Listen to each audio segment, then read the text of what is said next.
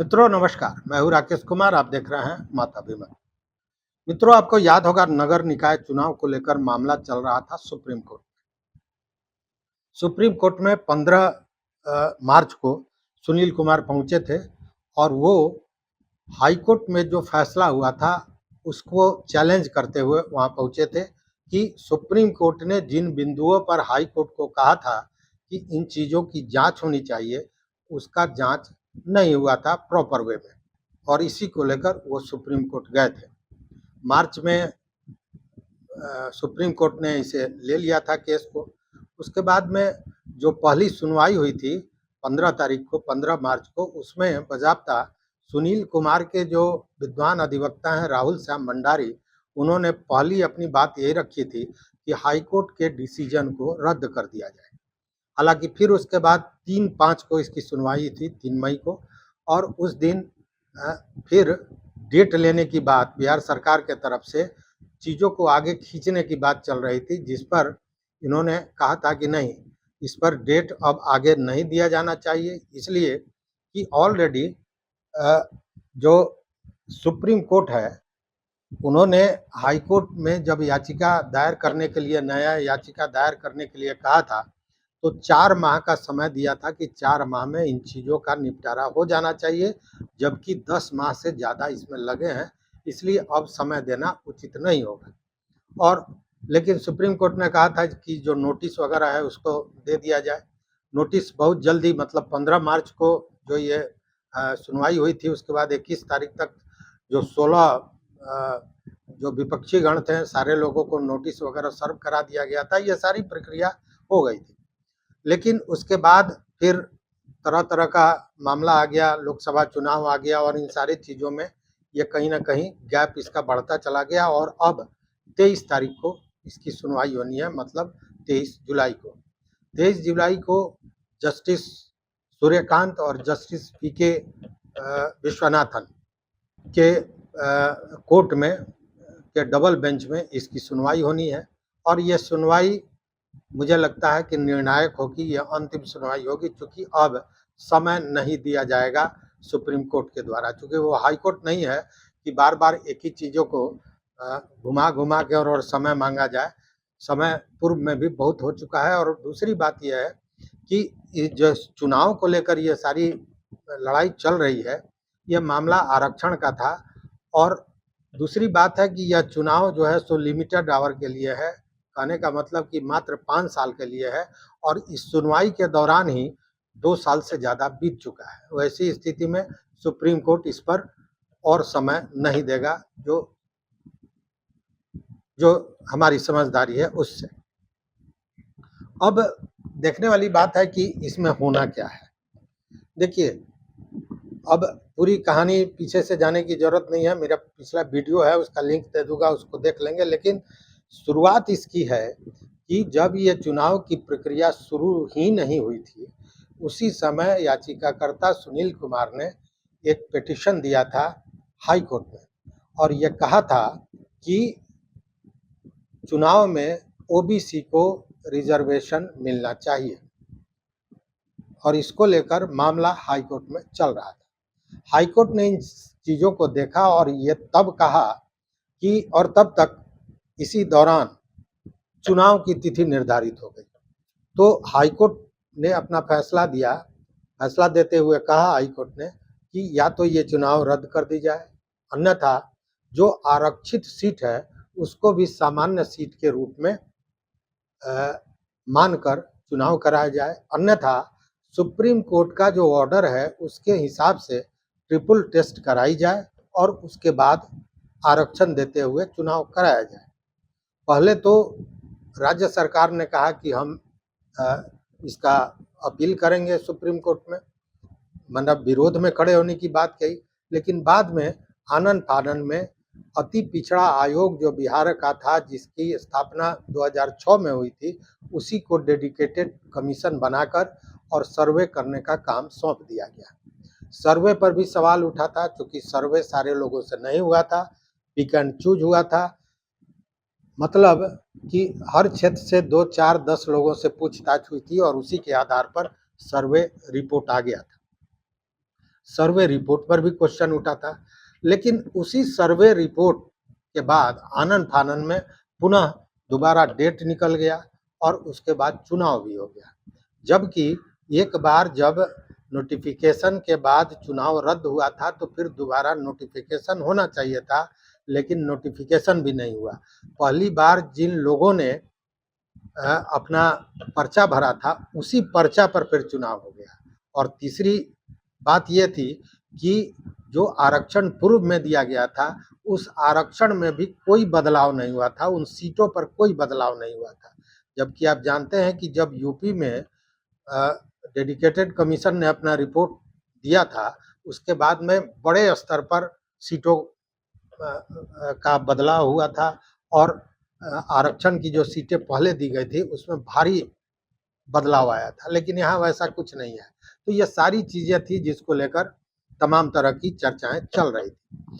लेकिन जब चुनाव होने लगा, हाईकोर्ट के ऑर्डर के बाद भी डेडिकेटेड कमीशन बनाकर बिहार सरकार ने उसके रिपोर्ट के आधार पर चुनाव शुरू कर दी, तो सुनील कुमार पहुंच गए त्राहिमाम संदेश लेकर सुप्रीम कोर्ट और उन्होंने कहा कि यह गलत हो रहा है।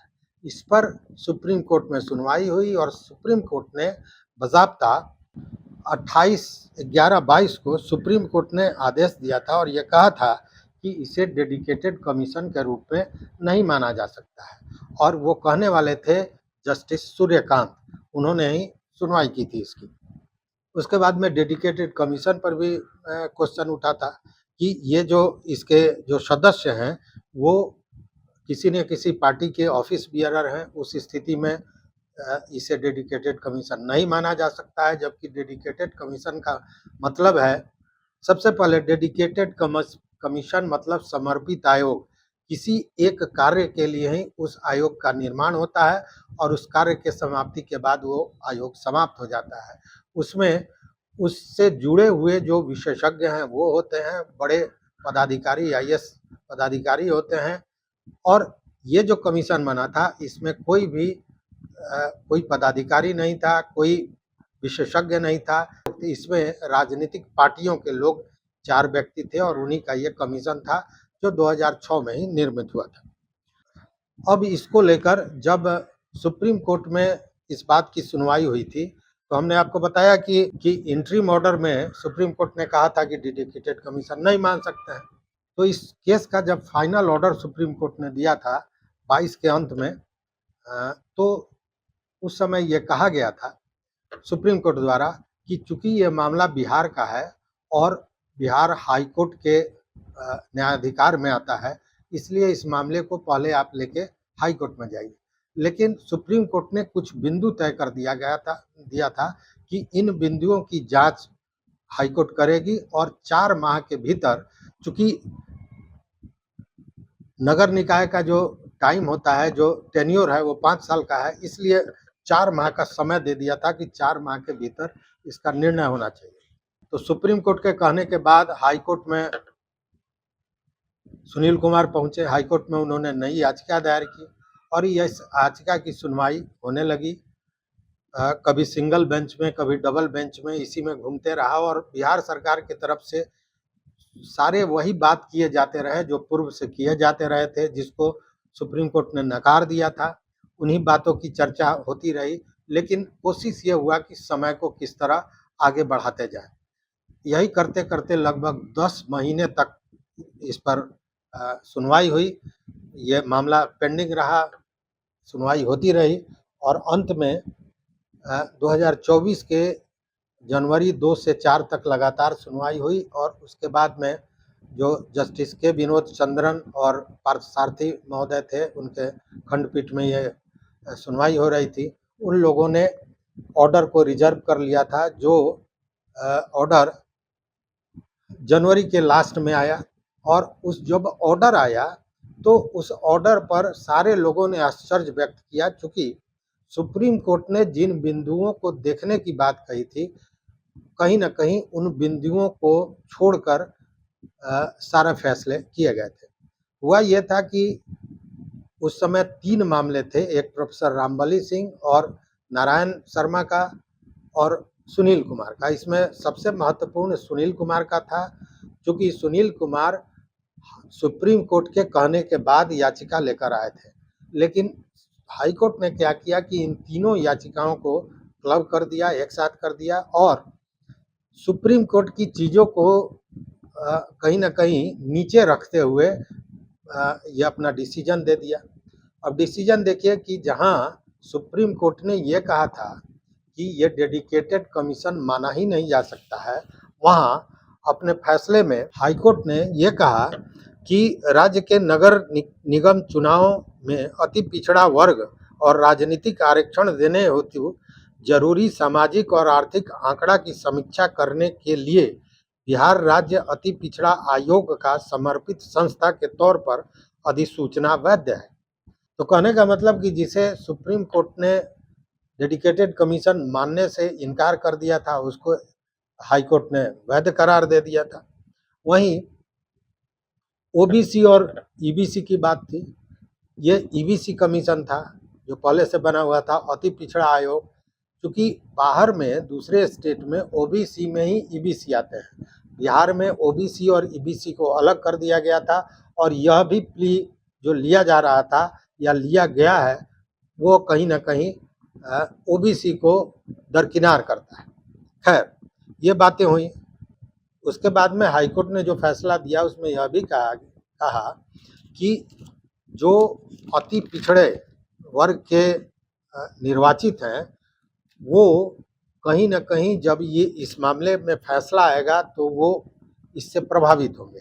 वैसे में इन लोगों को याचिकाकर्ता द्वारा पार्टी नहीं बनाया गया है, इसलिए इस याचिका का कोई औचित्य नहीं है। इस बात पर भी कहीं न कहीं भ्रम पैदा हुआ, क्योंकि ठीक है याचिका ये नई थी, लेकिन इसका जो उद्गम हुआ था, इसकी शुरुआत तब हुई थी जब चुनाव की शुरुआत नहीं हुई थी और उसी समय से ओबीसी आरक्षण की बात हो रही थी।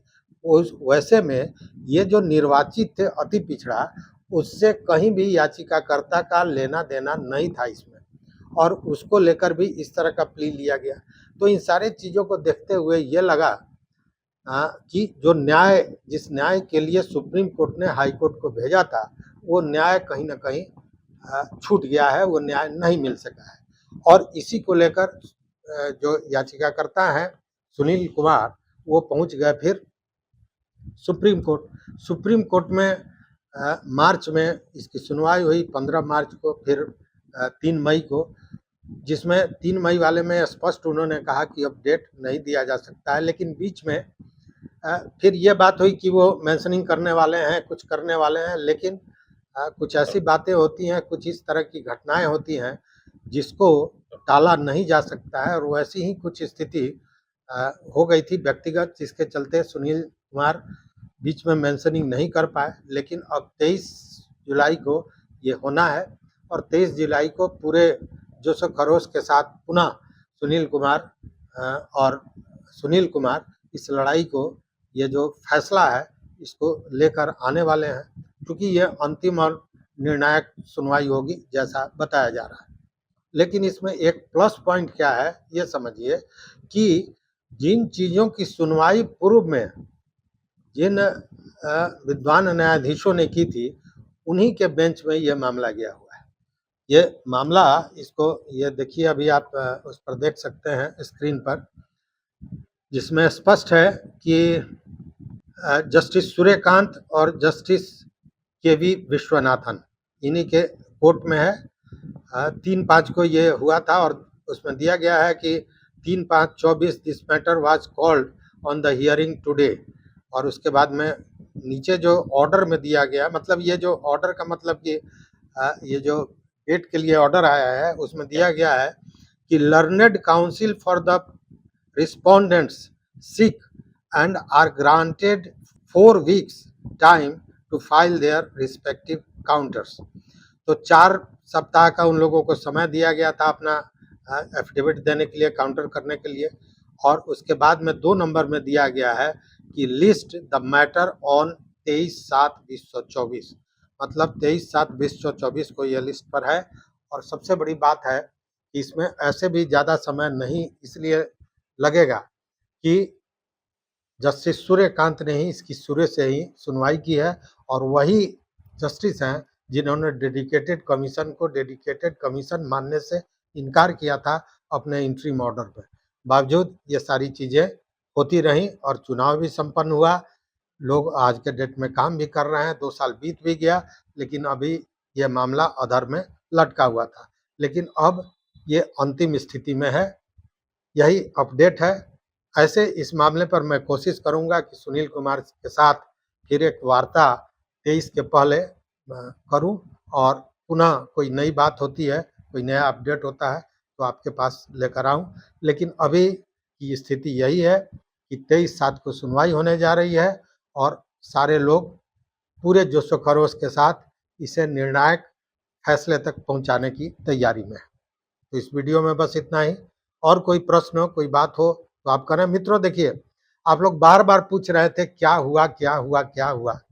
तो जब तक कोई ऑथेंटिक जानकारी नहीं मिले, तब तक कुछ भी कहना वो भ्रामक होता है और उससे आप भी भ्रम में पड़ेंगे और फिर कल होके मेरी पत्रकारिता पर भी कहीं न कहीं प्रश्न चिन्ह उठेगी। इसलिए जब कोई ऑथेंटिक चीज़ें आती हैं, तब मैं उसका जवाब देता हूँ। हालाँकि कई मित्रों को पर्सनली हमने ये बताया था कि जैसे ही कोई सूचना आती है, तो मैं इस पर वीडियो बनाऊँगा। तो इस वीडियो में बस इतना ही। मित्रों, चैनल पर नए हो तो निश्चित रूप से सब्सक्राइब कीजिए, वो घंटी जैसी आकृति दबा दीजिए ताकि हम जो वीडियो बनावे वो आप तक पहुँचे। देखते रहिए मत अभिमत। बहुत-बहुत धन्यवाद। कोटिशः आभार।